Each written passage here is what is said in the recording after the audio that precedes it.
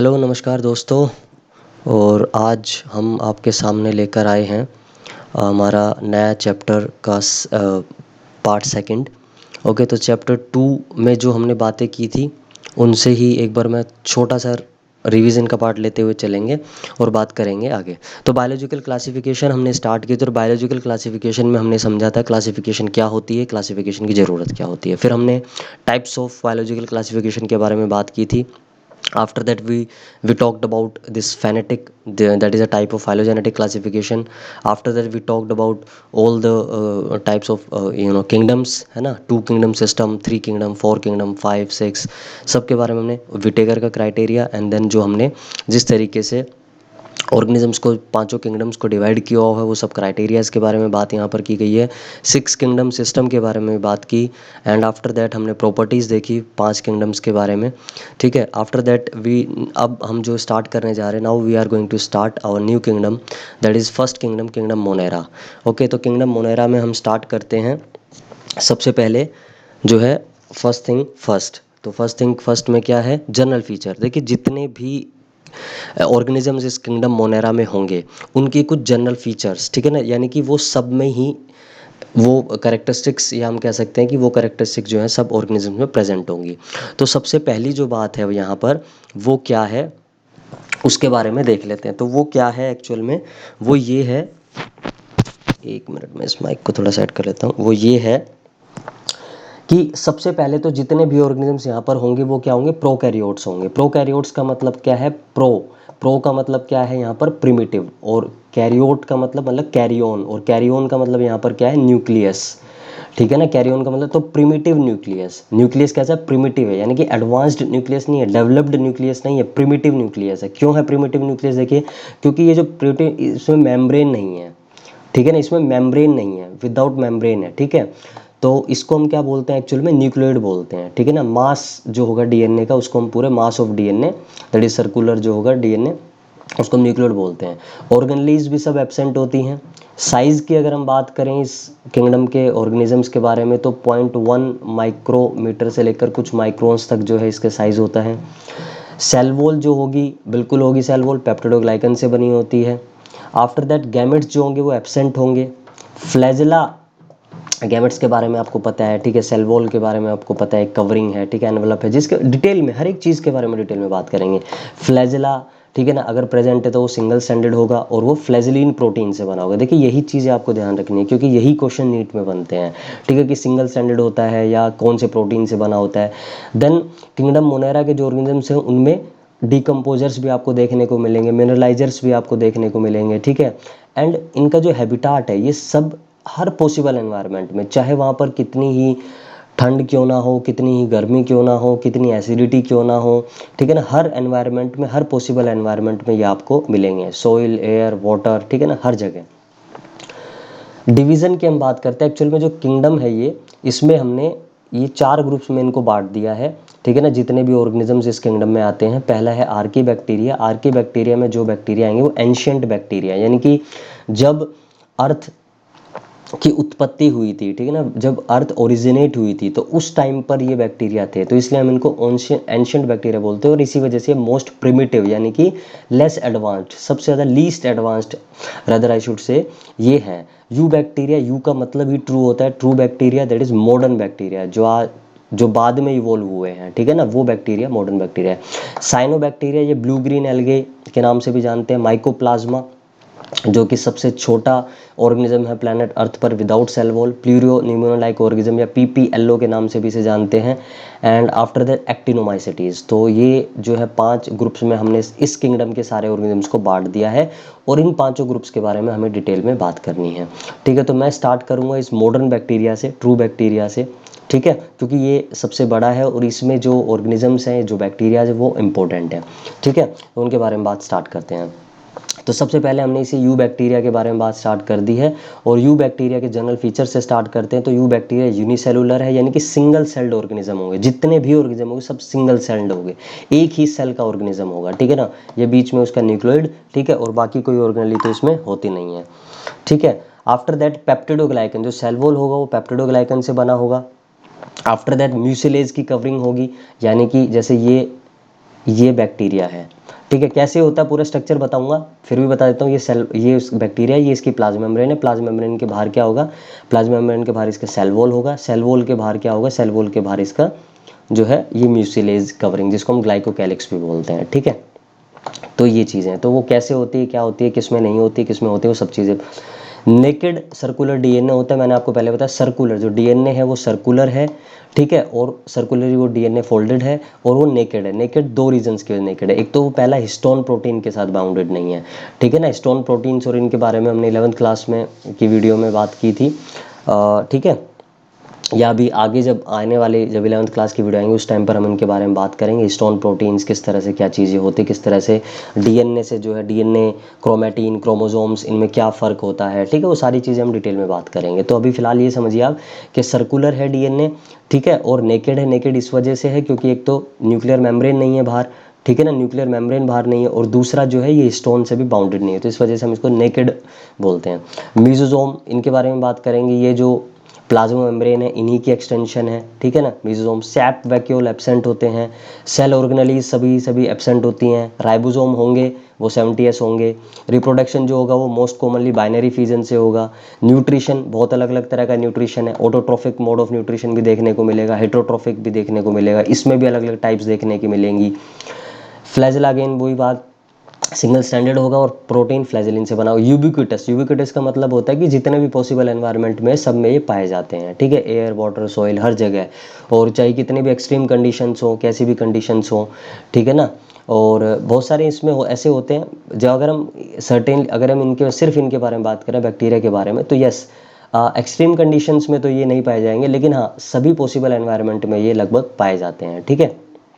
Okay, next इसका structure देखिए। अब स्ट्रक्चर की बात यहाँ से स्टार्ट होती है। देखिए अब स्ट्रक्चर में जो है क्या है, घबराने की बात नहीं है, सिंपल इसको बना देते हैं। सबसे बाहर वाली जो कवरिंग आप देख रहे हैं म्यूसिलेज, जिसको हम ग्लाइकोकैलिक्स भी बोलते हैं, ठीक है ना। ग्लाइकोकैलिक्स जो कि एक तरह का पॉलीसेक्राइड है, ठीक है, पॉलीसेक्राइड से ये मेम्ब्रेन बनी होती है। म्यूसिलेज सबसे आउटर मोस्ट है ये, ठीक है।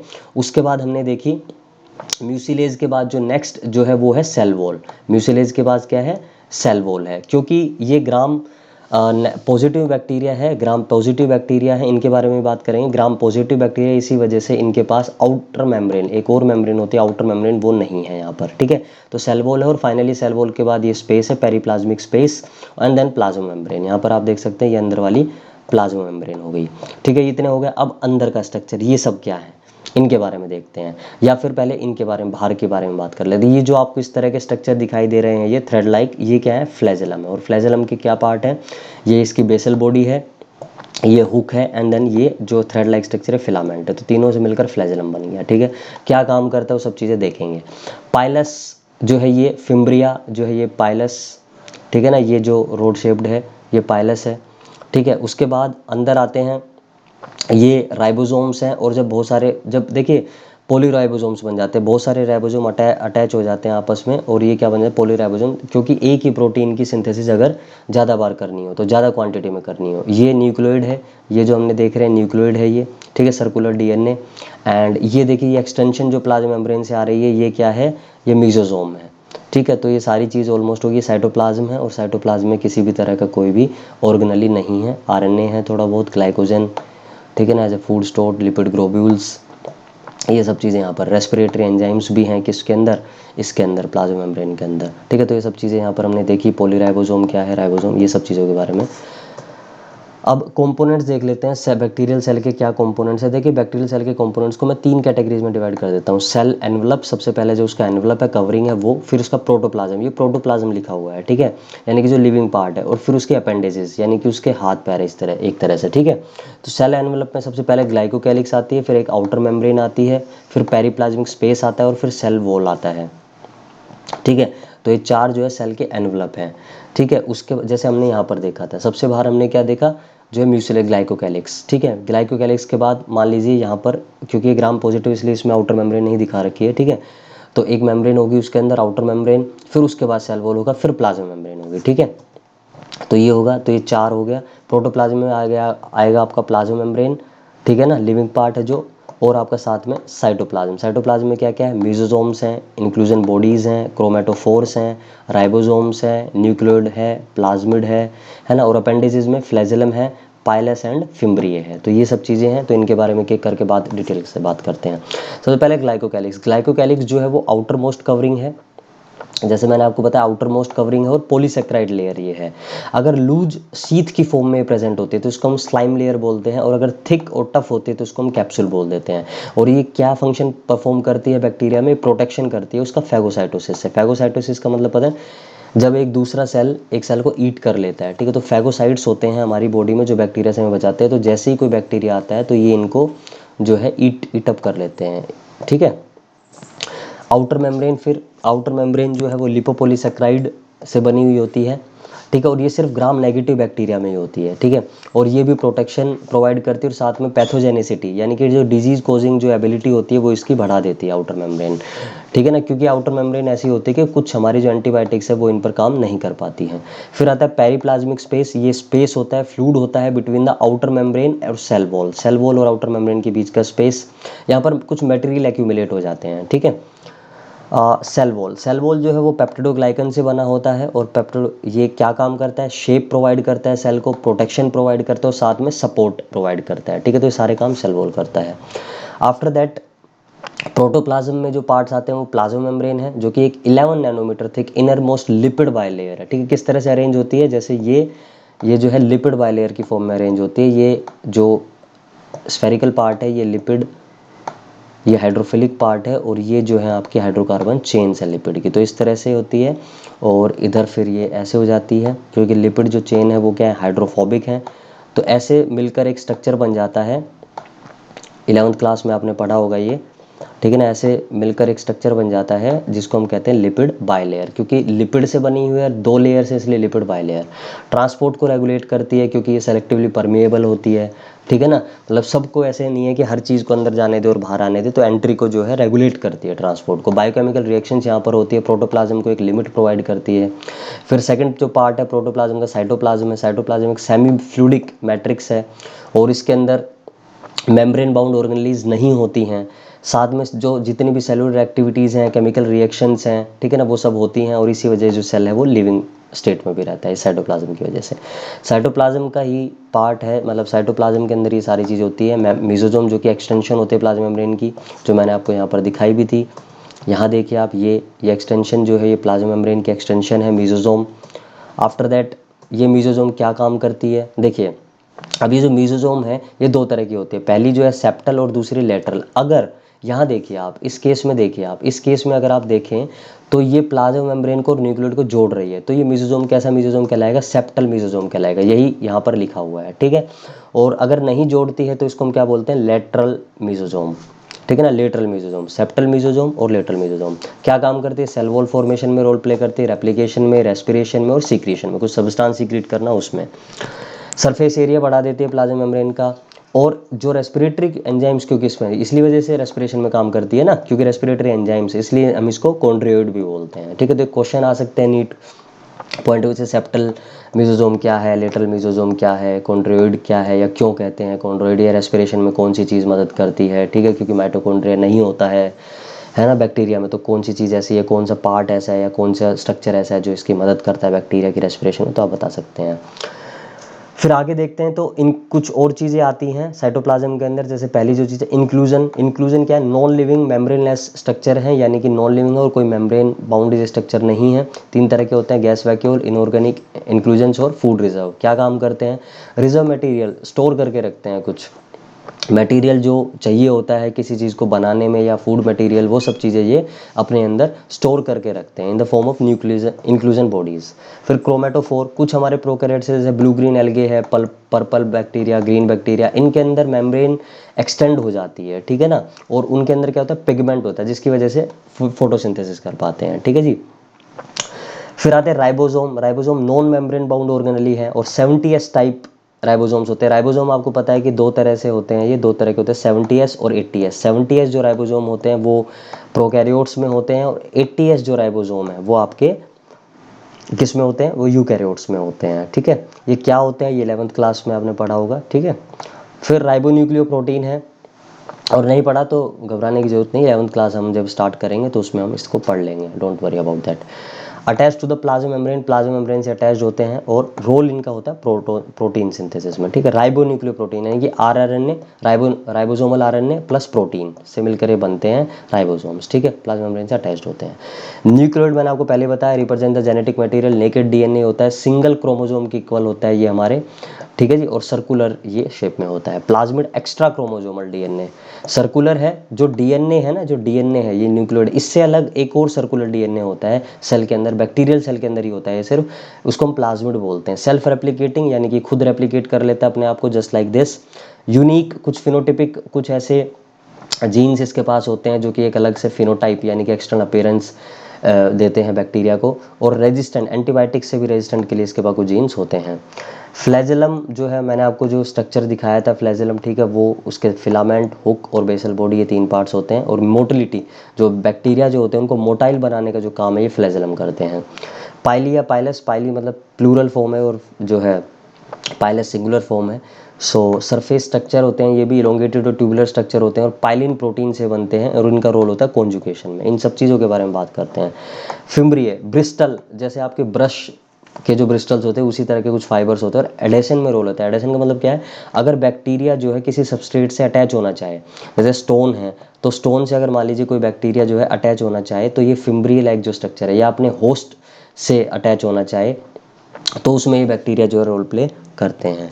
Next is shape. शेप की बात करते हैं कि बैक्टीरिया, ये जो यू बैक्टीरिया किस किस शेप के होते हैं, ठीक है। तो पहली जो मोस्ट कॉमन शेप है वो बैसिलस यानी कि रोड शेप के ये होते हैं, जैसी रोड होती है।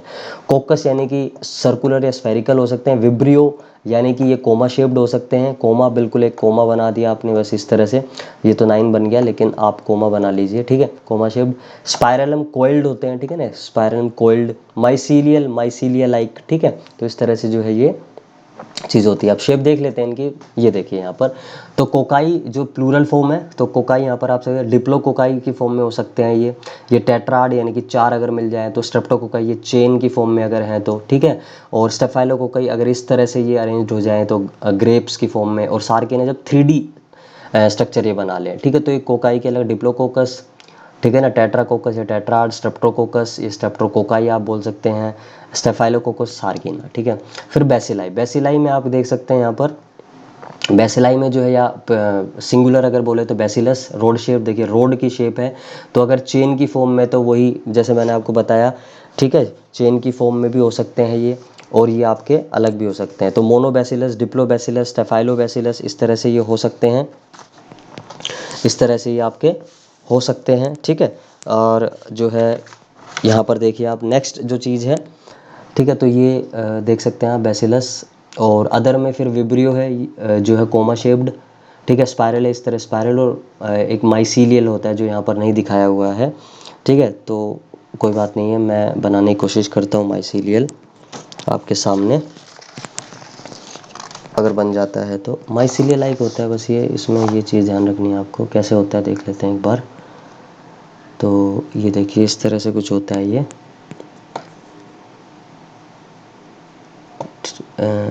ठीक है। तो यहाँ से थोड़ा ये जैसे ब्रॉड है, और यहाँ पे जाते जाते ये थोड़ा पतला होना शुरू हो जाता है, ठीक है। तो इस तरह की कुछ शेप होती है, ठीक है, माइसीलियल की, ठीक है। स्पाइरलम जो है वो कोइल्ड होता है ना, ये इस तरह से कोइल्ड जो स्ट्रक्चर आपने, जैसे आप मोर्टीन की कोइल वगैरह देखते हैं ना, तो वो कोइल्ड स्ट्रक्चर है वो, तो इस तरह से मान लीजिए वो शेप होती है थोड़ी। तो ये शेप यहाँ पर आपने देख ली बाकी, ठीक है। आगे बढ़ते हैं, तो फ्लैजेला के बेसिस पर भी बैक्टीरिया को हमने कर दिया गया ए ट्राइकस यानी कि फ्लैजेला जब एब्सेंट होते हैं, और ट्राइकस यानी कि जब फ्लैजेला प्रेजेंट होते हैं। तो ये ट्राइकस बैक्टीरिया भी होते हैं और ट्राइकस बैक्टीरिया, ऐसा नहीं कि फ्लैजेला सब में ही होते हैं, बहुत सारे बैक्टीरिया से जो मोटाइल नहीं होते हैं तो वो ए ट्राइकस हो जाते हैं, ठीक है। तो यहाँ देख सकते हैं आप, अब ये जो ट्राइकस हैं, जो फ्लैजेला हैं, वो भी एक है, अगर है तो मोनोट्राइकस है, अगर दो है दोनों साइड एक एक तो एम्फीट्राइकस। सिफेलो अगर हेड की तरफ ही, अगर मान लीजिए एक तरफ ही है अगर, ठीक है ना, बहुत सारे फ्लैजेला तो हम सिफेलो बोलते हैं। लोफो अगर दोनों तरफ, जैसे मान लीजिए 3 इधर है 3 इधर है, लोफो। पेरिट्राइकस जब पूरी बॉडी की तरफ है। तो अगर हम इसकी बात करें, इस फ्लैजेला की अगर हम बात करें, तो ये अगर बैक्टीरिया अगर हम बात करें, तो ये कैसा आप बोलेंगे, ये कौन सा है। देखिए यहाँ पर भी बैक्टीरिया है, यहाँ पर भी सॉरी फ्लैजेला है, देख सकते हैं आप, ठीक है। तो यहाँ देखिए आप, तो इसको हम क्या बोलेंगे, ये देखिए यहाँ पर भी फ्लैजेला है, यहाँ भी फ्लैजेला है, यहाँ भी फ्लैजेला है, यहाँ भी। तो आप देख रहे हैं कि यहाँ पर फ्लैजेला बॉडी के चारों तरफ हैं, तो ऐसे को हम क्या बोलेंगे, पेरिट्राइकस। ठीक है, फ्लैजेलम का जो स्ट्रक्चर है ये मैंने खुद बनाया, तो आप ये भी समझ सकते हो और आगे से भी मैं आपको समझा देता हूँ। ठीक है, अगर इसमें ना समझ में आए तो ये फिलामेंट है, ये वाला यहाँ तक का जो स्ट्रक्चर है ये थ्रेड वाला, ये फिलामेंट और ये फ्लैजेलिन प्रोटीन से बना हुआ है। ये जो ब्लू वाला रीजन है, ये वाला जो रीजन बनाया मैंने इतना, ठीक है ना, ये हुक है। एंड देन अंदर ये जो रेड वाला रीजन है ये रोड है, और ये बड़ी वाली जो चीज़ें हैं ये जो प्लेट लाइक हैं ये एक्चुअल में रोड है, जो है रोड है। और ये जो पार्ट है ना, ठीक है ना, ये सॉरी ये वाला जो पार्ट है ये रोड है और ये रिंग है दोनों। ठीक है, यहाँ समझ लेते हैं इसको कैसे अरेंज होते हैं। देखिए यहाँ इस लेफ्ट वाले में अगर आप फिगर में देखें तो यहाँ देखने की कोशिश कीजिए, ये प्लाज्मा मेम्ब्रेन, ये लिपिड बाइलेयर है। ठीक है ना, ये लिपिड बाइलेयर है, और ये साइटोप्लाज्मिक मेम्ब्रेन हो गई आपकी। ठीक है, यानी कि ये आपकी प्लाज्मा मेम्ब्रेन हो गई, ये आपकी पेप्टिडोग्लाइकन हो गया यानी कि सेल वॉल हो गया, और ये आउटर मेम्ब्रेन होगी। तो आउटर मेम्ब्रेन तक देखिए किस तरीके से जा रहा है ये। ठीक है, तो आप देख सकते हैं यहाँ पर ये रिंग है। ठीक है, इन रिंग के नाम याद रखने की जरूरत नहीं है अभी आपको, बस रिंग आप याद रखेंगे। ठीक है, तो ये रिंग हमने दिखा रखी है, और बीच में ब्लू वाली जो है रोड हो गई है। ठीक है, ये रोड हो गई, और ये आपका हुक हो गया, और ये आपका फाइनली फिलामेंट हो गया। यहाँ पर भी आप देख सकते हैं इसको, तो वही चीज़ यहाँ पर दिखाई गई है। ये सबसे पहले ये जो रिंग है हमारी, ठीक है ना, यहाँ पर देखिए रिंग है। ठीक है, ये प्लाज्मा मेम्ब्रेन, ये रिंग, एक रिंग यहाँ पर है, और फिर यहाँ पर ये क्या है दूसरी आपकी, यहाँ पर ये जो है रिंग है। ठीक है ना, ये वाली रिंग है, और ये आपका सेल वॉल है, एंड आफ्टर दैट ये भी रिंग है, और यहाँ पर येलो वाली जो है रोड है। ठीक है, और ये आपका आउटर मेम्ब्रेन है, ये फाइनली हुक है, और यहाँ पर ये फिलामेंट जो कि फ्लैजेलिन प्रोटीन से बना हुआ है। ठीक है, तो ये इस तरह का स्ट्रक्चर पूरे फ्लैजेला का होता है।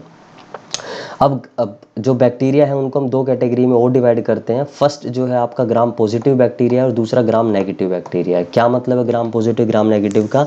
देखिए हैंस क्रिश्चियन ग्राम नाम के एक साइंटिस्ट थे, उन्होंने इस टेक्निक को डेवलप किया था, तो इस वजह से ही हम बैक्टीरिया को भी gram positive gram negative bacteria बोल देते हैं। तो एक्चुअल में क्यों बोलते हैं वो देखिए यहाँ पर। सबसे पहले हम क्या करते हैं, एक स्लाइड पर बैक्टीरियाज को लेते हैं, और फिर उनको हीट फिक्स कर देते हैं, मतलब हीट कर देते हैं थोड़ा सा, ताकि वो फिक्स हो जाए वहाँ पर। उसमें हम उसको ऐड करते हैं, क्रिस्टल वायलेट ऐड करते हैं, और फिर उनको 30 सेकंड से 1 मिनट तक रखते हैं, फिर उसको हम वॉश कर देते हैं। ठीक है, वॉश करने के बाद हम उसमें ग्राम आयोडीन जो है ऐड करते हैं, और फिर उसको स्लाइड को रखते हैं लगभग वही 30 सेकंड से 1 मिनट तक। जितने भी बैक्टीरिया अब यहाँ पर होंगे वो पर्पल हो जाएंगे, जितने भी बैक्टीरिया हैं। फिर हम उसको वॉश करते हैं 90% एसीटोन या अल्कोहल से। ठीक है, बैक्टीरिया जो रिटेन कर लेते हैं इस पर्पल कलर को वो तो ग्राम पॉजिटिव कहलाते हैं, यानी कि जो हैंस क्रिश्चियन ग्राम वाला जो स्टेन है एक्चुअल में हम मान लेते हैं, ठीक है ना, उसको उन्होंने रिटेन कर लिया इसलिए वो ग्राम पॉजिटिव हो गए। ठीक है, और जो लोस्ट कर देते हैं, जो लूज कर देते हैं इस पर्पल स्टेन को, वो ग्राम नेगेटिव हो गए। इन ग्राम नेगेटिव बैक्टीरिया में हम सेफरेनिन ऐड कर देते हैं। ठीक है, तो इससे क्या होता है, इससे ये होता है, देखिए यहाँ पर। अब ग्राम जो पॉजिटिव बैक्टीरिया और ग्राम जो नेगेटिव बैक्टीरिया उनमें क्या डिफरेंस है वो देखिए। यहाँ देखिए सबसे पहले तो ग्राम पॉजिटिव बैक्टीरिया आपको इस तरह के दिखेंगे, पर्पल तरीके। यहाँ देखिए ये ग्राम पॉजिटिव बैक्टीरिया है, और ये जो रेड है सेफरिन ऐड करने के बाद ये आपके ग्राम नेगेटिव बैक्टीरिया है। ऐसा क्यों होता है, डिफरेंस देखिए ग्राम पॉजिटिव का जो एनवलप है वो है, सबसे अंदर जो ग्रीन है वो प्लाज्मा मेम्ब्रेन है, उसके बाद में जो स्पेस है ब्लू वाला वो पेरीप्लाज्मिक स्पेस है, and then after that peptidoglycan यानी कि सेल वॉल है। देख सकते हैं आप, समझ सकते हैं आप इस चीज़ को। ठीक है, ये तो है ग्राम पॉजिटिव का स्ट्रक्चर, एनवलप का स्ट्रक्चर। ठीक है, उसके अंदर यहाँ पर आपको पता है मीजोजोम होगी, और न्यूक्लियोइड होगा, और राइबोसोम्स होंगे, और ग्लाइकोजन होगा, और लिपिड ड्रॉपलेट्स होंगी, वो सब चीज़ें अंदर होंगी। ठीक है, ओके। यहाँ देखिए आप ग्राम नेगेटिव में क्या होगा, ग्राम नेगेटिव में आप यहाँ देखिए एक एक्स्ट्रा लेयर है जो है आउटर मेम्ब्रेन कहलाती है, जो कि मैंने आपको बताया लिपोपोलीसेक्राइड और प्रोटीन से मिलकर बनती है। ठीक है, अंदर से वही सेम इसी तरीके से देखिए यहाँ पर हमने जैसे देखा ग्रीन वाली प्लाज्मा मेम्ब्रेन, फिर ब्लू वाला जो रीजन है वो periplasmic space, and then red वाला जो रीजन है वो पेप्टिडोग्लाइकन। यहाँ पर भी सेम वही है, ग्रीन वाला plasma membrane, after the blue वाला पेरीप्लाज्मिक स्पेस। उसके बाद जो यहाँ पर देखिए, यहाँ थिकनेस देखिए, यहाँ मोटी है पेप्टिडोग्लाइकन, सेल वॉल जहाँ मोटा है थिक है, यहाँ पर थिन है। ठीक है, लेकिन है तो सही सेल वॉल, ठीक है, बात मान ली। उसके बाद आगे अगर आप बढ़ें तो यहाँ पर क्या है आपका, यहाँ पर फिर से पेरीप्लाज्मिक स्पेस है ब्लू वाला। ठीक है, और उसके बाहर एक और ग्रीन कलर की मेम्ब्रेन है, डार्क ग्रीन कलर की, ये आउटर मेम्ब्रेन है। तो होता क्या है कि इस केस में जो आपने जो ऐड किया था ना आयोडीन, तो ये आयोडीन क्या करता है, आयोडीन जो है एंटर कर जाता है। अब ऑब्वियसली आउटर मेम्ब्रेन तो है ही नहीं यहाँ पर, तो ये पेप्टिडोग्लाइकन लेयर में एंटर कर जाता है और यहीं पर ये इंटरकैलेट हो जाता है, ठीक है, मतलब यहीं बीच में फिक्स हो जाता है। तो इस वजह से जो ग्राम पॉजिटिव बैक्टीरिया हैं वो ब्लू कलर के, वॉयलेट कलर के दिखाई पड़ते हैं, ठीक है, बात समझ गए। लेकिन यहाँ क्या होता है, यहाँ पर जब आप ये स्टेन आयोडीन ऐड करेंगे ना, तो ये जो आउटर मेम्ब्रेन है ना, ये उसको अंदर नहीं जाने देती। मतलब अगर वो पेप्टिडोग्लाइकन में चला जाए, इसमें सेल वॉल में चला जाए, तो वहाँ फिक्स हो जाएगा, लेकिन वो उसको अंदर जाने नहीं देती, क्योंकि आउटर मेम्ब्रेन है ना यहाँ पर। तो ये आउटर मेम्ब्रेन, इस वजह से जो है ये बैक्टीरिया स्टेन को जो है रिटेन नहीं कर पाते हैं। और जैसे आप वॉश करेंगे तो वो पहले तो ब्लू हो जाते हैं, पर्पल हो जाते हैं, लेकिन वो वॉश करते के साथ ही वो जो पर्पल कलर है वो रिटेन नहीं कर पाएंगे, देखिए, ठीक है। तो सैफरनीन जब आप इसमें ऐड कर देंगे तो रेड कलर के इस तरह के अपीयर करेंगे, ठीक है। तो ये आपने, ये माइक्रोस्कोप के अंदर दिखाए हुए हैं ये चीज़ें, ठीक है, ये माइक्रोस्कोप के अंदर ही दिखती हैं और ये चीज़ें, ठीक है ना, क्योंकि बैक्टीरिया तो माइक्रोस्कोपिक है ना, इसलिए तो हम बोलते हैं माइक्रोस्कोपिक, ठीक है। तो ये चीज़ हो गई, समझ में आ गई आपको।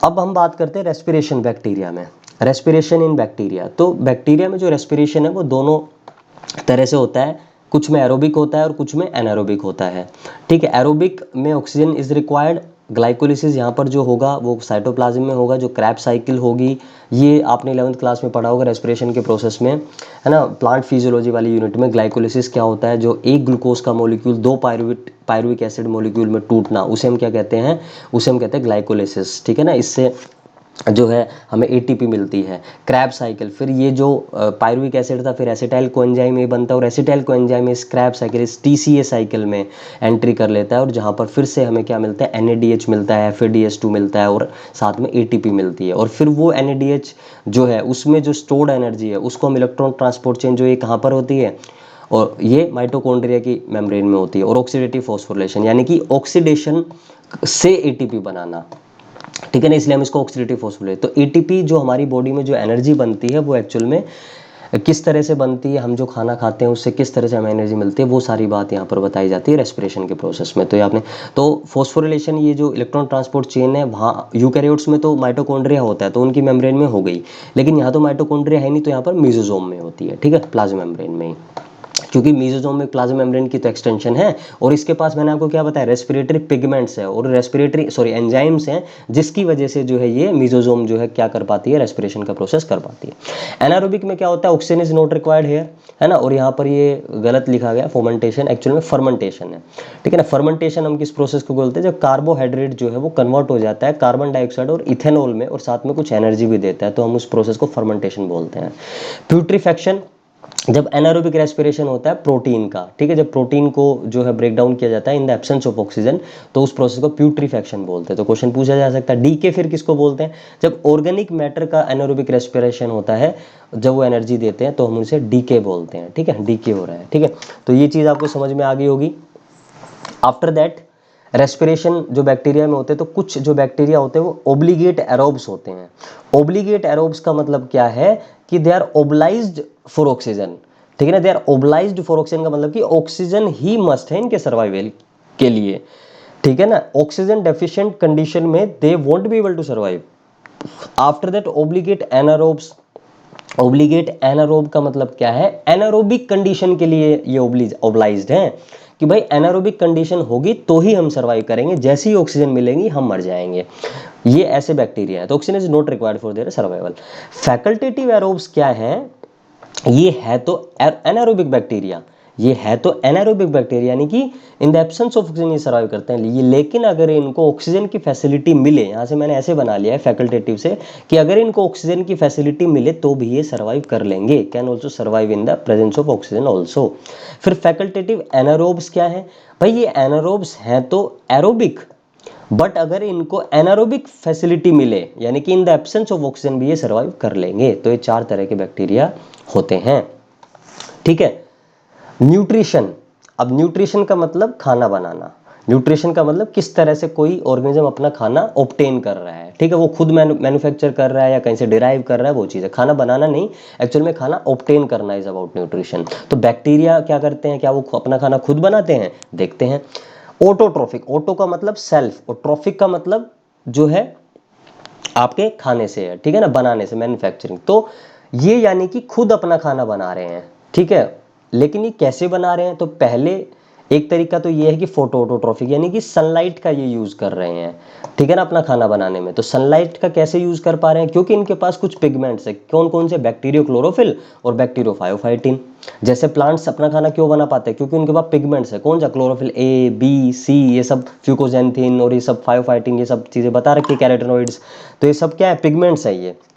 तो इसी तरीके से जो है बैक्टीरिया में भी, कुछ बैक्टीरियाज में भी ऐसे पिगमेंट्स होते हैं, इसी वजह से वो अपना खाना खुद बना पाते हैं। लेकिन ये जो फोटोसिंथेसिस करते हैं ना, ये अनऑक्सीजनिक करते हैं, यानी कि ये ऑक्सीजन प्रोड्यूस नहीं करते उस फोटोसिंथेसिस में। भाई ऐसा कैसे होगा, क्यों नहीं करते हैं ये? इसलिए नहीं करते हैं क्योंकि इनका जो प्रोटोन डोनर है ना, जो प्रोटोन डोनेट करने वाला है, वो वाटर नहीं होता है जो प्लांट्स के केस में होता है, वो हाइड्रोजन सल्फाइड होता है। यानी कि कहने का मतलब है H2S होता है।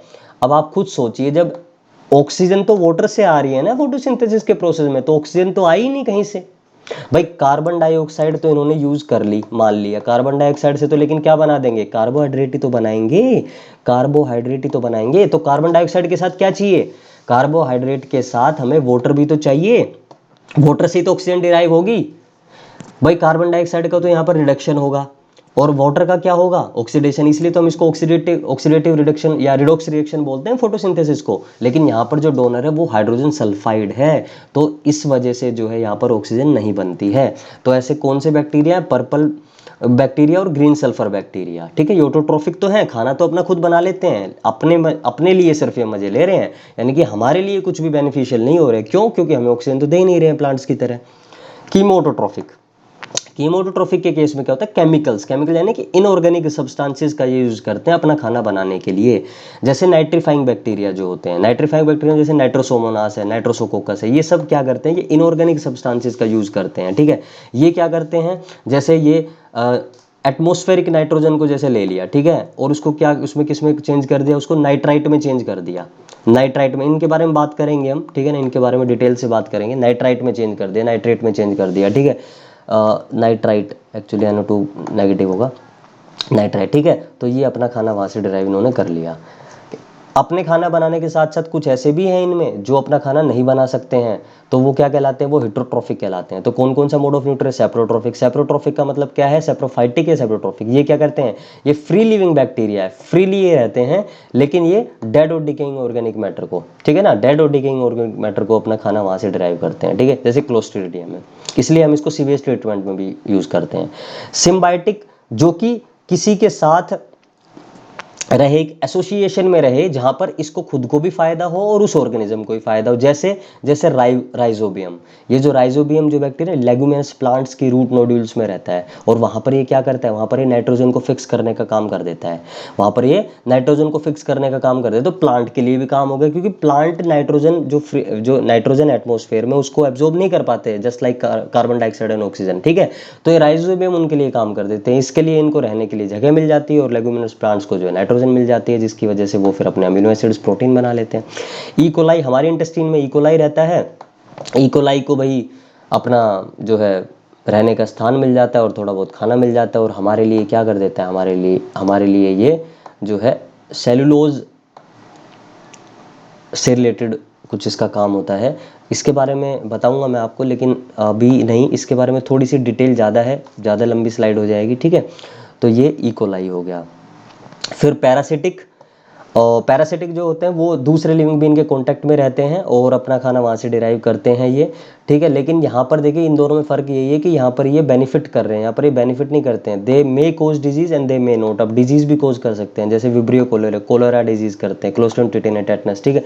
तो ये सब चीज़ें हो गई, ठीक है, न्यूट्रिशन की बात। रिप्रोडक्शन में क्या है, रिप्रोड्यूस कैसे करते हैं, तो ये सेक्शुअल मोड ऑफ रिप्रोडक्शन है, बिल्कुल है। यहाँ पर कोई गैमेट फॉर्मेशन नहीं होता और कोई एक्सचेंज ऑफ मटेरियल नहीं होता है। और सबसे मोस्ट कॉमन जो इनका मोड ऑफ रिप्रोडक्शन है, दैट इज बाइनरी फिजन। और बाइनरी फिजन में क्या करते हैं ये, बाइनरी फिजन आपको पहले से पता ही है, बाइनरी फिजन क्या है, कैसे क्या होता है, ठीक है।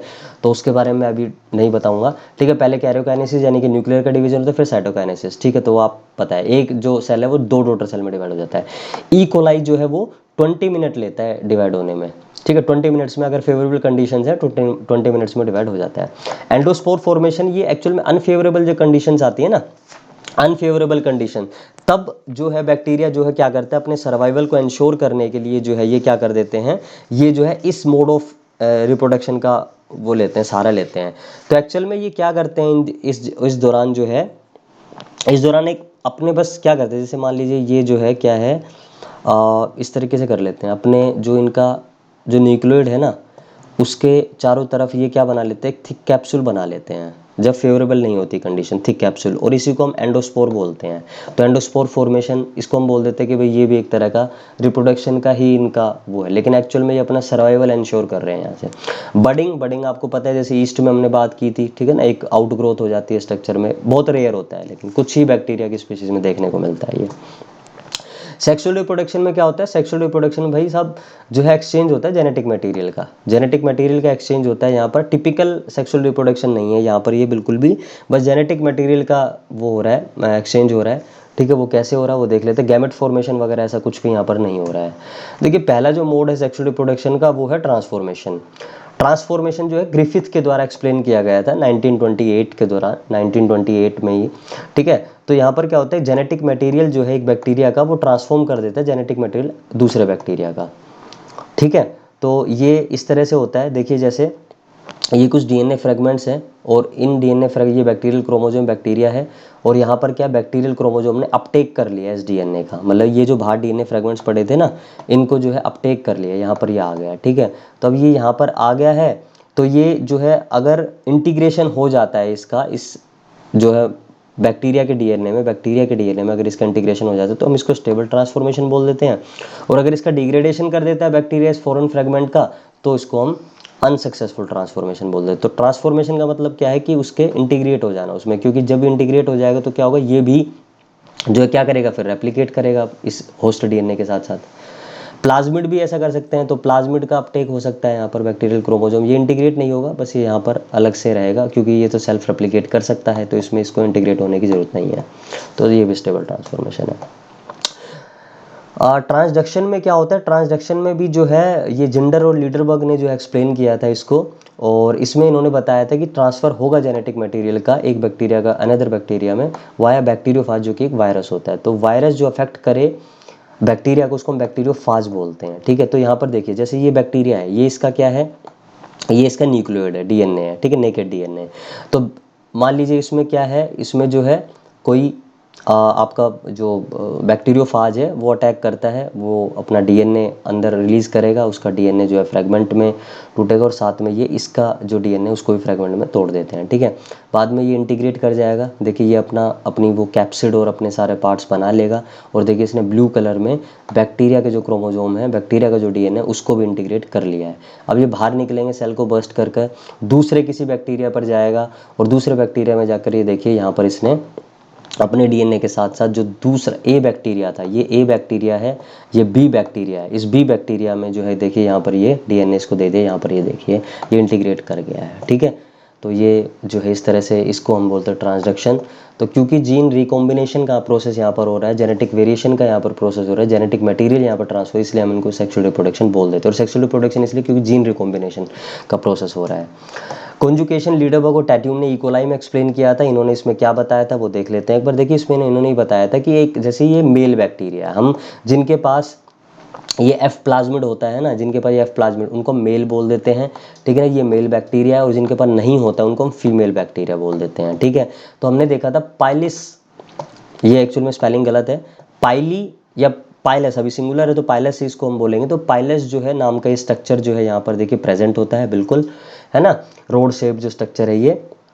और ये जो मेल है ये डोनर है, क्योंकि इसके पास प्लाज्मिड, और ये रिसिपिएंट जो है वो नहीं है, वो रिसिपिएंट है, वो फीमेल है। तो ये रोड जो है पाइलस जो इस तरह से यहाँ पर इससे अटैच हो जाता है, और एक कॉन्जुगेशन ट्यूब बना लेता है, कॉन्जुगेशन ब्रिज बना लेता है, ठीक है। और जो है यहाँ पर फिर ये क्या होता है, यहाँ पर ये होता है कि ये जो प्लाज्मिड है, प्लाज्मिड ये रेप्लिकेट करता है, और एक कॉपी जो है वो कहाँ चली जाती है, यहाँ पर चली जाती है, ठीक है। तो यहाँ पर देखिए ये जो है डोनर जो है वो यहाँ से इसने डोनेट कर दिया प्लाज्मिड, ठीक है। तो यहाँ पर भी जो है ये F पॉजिटिव हो गया, तो ये भी ये F पॉजिटिव है, और ये जो है F नेगेटिव था, तो ये भी अब F पॉजिटिव ही हो गया है, ठीक है। जो फीमेल थी वो भी F पॉजिटिव हो गया, ठीक है। तो बात समझ गए होंगे आप। तो ये जो है कॉन्जुगेशन है। क्या बैक्टीरिया हार्मफुल है हमारे लिए, या कुछ इकोनॉमिक इंपॉर्टेंस भी है इनकी, कुछ अच्छा काम भी करते हैं, बिल्कुल करते हैं। कर्ड मेकिंग जो आती है, जो आप दही जमाते हैं, वो इन्हीं की वजह से चीज़ मेकिंग, जो पनीर बनाते हैं, लैक्टोबैसिलस लैक्टिक एसिड बैक्टीरिया जो है बहुत इंपॉर्टेंट होते हैं, डाइजेशन में बहुत इंपॉर्टेंट रोल प्ले करते हैं, absorption and digestion of food in human beings, है ना। बायोटेक्नोलॉजी में हम यूज़ करते हैं होस्ट को, एज अ होस्ट यूज़ करते हैं। बहुत सारी चीज़ें जब हम रिसर्च स्टार्ट करते हैं ना किसी भी नई मेडिसिन की मान लीजिए, तो वो हम हमेशा बैक्टीरिया को ही पकड़ के करते हैं सबसे पहले। Getting my point? Okay, vector के तौर पे हम यूज़ करते हैं, जो इसका प्लाज्मिड है उसको वेक्टर यानी कि एक जीन को एक जगह से दूसरी जगह पहुंचाने के लिए हम यूज़ करते हैं, जो वेक्टर एक ऑर्गेनिज्म से दूसरे ऑर्गेनिज्म में पहुंचाने के लिए, तो उसको हम वेक्टर बोलते हैं। जैसे फॉर एग्जांपल यहाँ समझिए आप, जैसे ये एक बैक्टीरिया है, ठीक है ना। बैक्टीरिया के पास एफ इसका प्लाज्मिड था, हमने प्लाज्मिड को इससे निकाल लिया। निकालने के बाद क्या किया हमने, इसको जो है काट दिया, इसको थोड़ा काट के जैसे मान लीजिए ये इतना काट दिया हमने। काटने के बाद हमने जो हमारा जीन जो हमें इंसर्ट करना है किसी नए ऑर्गेनिज्म में, वो जीन हमने यहाँ पर इंसर्ट कर दिया। इंसर्ट करने के बाद इस प्लाज्मिड को हमने उस पर्टिकुलर ऑर्गेनिज्म में, जैसे मान लीजिए ये फॉर एग्जांपल ए बैक्टीरिया था और इसकी एक जीन को हमें ए बैक्टीरिया है, ये बी बैक्टीरिया है, ठीक है। तो हमारे पास एक जीन है जो हमें इस बैक्टीरिया में क्या करनी थी, इंट्रोड्यूस करवानी थी। तो हमने क्या किया, इसका हमने प्लाज्मिड ले लिया, इस प्लाज्मिड जीन इंसर्ट कर दी और इस प्लाज्मिड को फिर यहाँ पर हमने इसके इस बैक्टीरिया में इंट्रोड्यूस करवा दिया। तो अब ये जीन यहाँ पे आ गई। अब ये जीन यहाँ पर जो है अपना रेप्लिकेशन करेगी, ट्रांसक्रिप्शन करेगी, ट्रांसलेशन करेगी, प्रोटीन बनाएगी और जो फंक्शन हम इसमें देखना चाहते थे वो यहाँ पर ये शो करेगी, ठीक है। तो गेटिंग माय पॉइंट? तो इसलिए हम इसको वेक्टर के तौर पे पेस्ट रेसिस्टेंट प्लांट हम बनाते हैं, जैसे बीटी कॉटन हमने बनाया, बीटी टोबैको हमने बनाया। किससे बनाया? बैसिलोथ्यूरेनजेनेसिस से ही तो बनाया, उन्हीं के जीन से तो बनाया। फाइबर रेटिंग नहीं, एक्चुअल में रेटिंग है, RETTING, ये क्लोस्ट्रीडियम में करते हैं हम, ठीक है। क्लोस्ट्रीडियम की मदद से करते हैं फाइबर्स की रेटिंग, जूट फाइबर्स वगैरह होते हैं। लीव्स की क्योरिंग हम करते हैं, ठीक है, यानी कि उनका एरोमा, जैसे टी जो लीव्स हैं या कॉफ़ी लीव्स हैं, ठीक है ना, उनमें एरोमा बढ़ाने के लिए, वो सब चीज़ों के लिए करते हैं। एब्जॉर्प्शन और सिंथेसिस ऑफ विटामिन बी, जैसे मैंने अभी आपको बताया था कि इसके बारे में आपको बताऊंगा। तो ई कोलाई जो है वो हमारे अंदर एब्जॉर्प्शन में मदद कर रहा है और साथ में विटामिन बी की सिंथेसिस में भी रोल प्ले करता है। तो ई कोलाई का ये काम हो गया यहाँ पर, ठीक है। सीवेज ट्रीटमेंट में मैंने आपको बताया था कि ये कुछ जो है सूडोमोनास और क्लोस्ट्रीडियम वगैरह सीवेज ऑर्गेनिक ट्रीटमेंट, डिकेइंग का काम करते हैं। बायो फर्टिलाइजर्स के तौर पे भी काम करते हैं, बताया था आपको, नाइट्रोफाइंग बैक्टीरिया, नाइट्रोसोमोनास और नाइट्रोसोकोकस। एंटीबायोटिक्स भी हम यहाँ से बनाते हैं, बहुत सारे एंटीबायोटिक्स। 1924 में सबसे पहले ग्रेट एंड ट्रैश ने जो है ये माइसीलिया बैक्टीरिया से जो है, जो कि एक्टिनोमाइसिटीज़ होते हैं, उनसे हमने एंटीबायोटिक बनाई थी। और उसके बाद हम काफ़ी सारी एंटीबायोटिक्स बना चुके हैं, जैसे स्ट्रेप्टोमाइसिन, टेट्रासाइक्लिन, एरिथ्रोमाइसिन। ये सब हम कहाँ से बनाते हैं? ये सब हम बैक्टीरिया से बनाते हैं। तो ये तो 9-10 कुछ इंपॉर्टेंस थी इनके बारे में, वो आपने देख ली।